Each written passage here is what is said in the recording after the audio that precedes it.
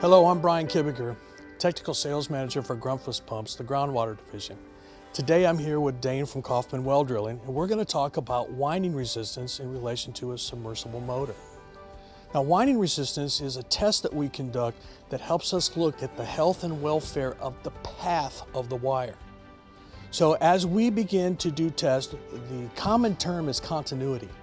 While continuity tells us that we have a path, it doesn't tell us the condition of the path.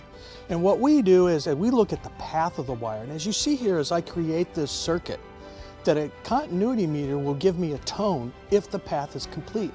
But if I were to break every conductor except for one in my stranded wire, I would still have that same tone or that beep, but it doesn't tell me that all of these conductors are broken. So as we do a winding resistance test, we want to look at the condition of that wire to make sure that we have a solid path from start to finish.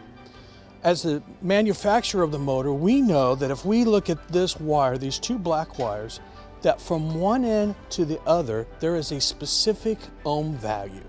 So Grundfos has a manual, the Grundfos motor book, and found on page 19 is the specification for the particular motor that we are looking at today. In this case, it's a 1 horsepower, and that value, as you can see, is 2.5 to 3.1 ohms. So for the test for this is we place our meter on ohms, and then we take one end or one lead of the motor and we connect it, and we take the other lead and connect it as well. Dane, our value there is 2.6 ohms. That ohm value then falls within the toleration or the tolerances of the 1 horsepower motor. That would tell us as a troubleshooter that this motor is good to go on to the next test and is ready to be placed back into the well. Dane, when would you, as a troubleshooter for Kaufman, when would you use this test? When we were to show up at the job site and the customer didn't have water, this would be a great test to check the path of the wire.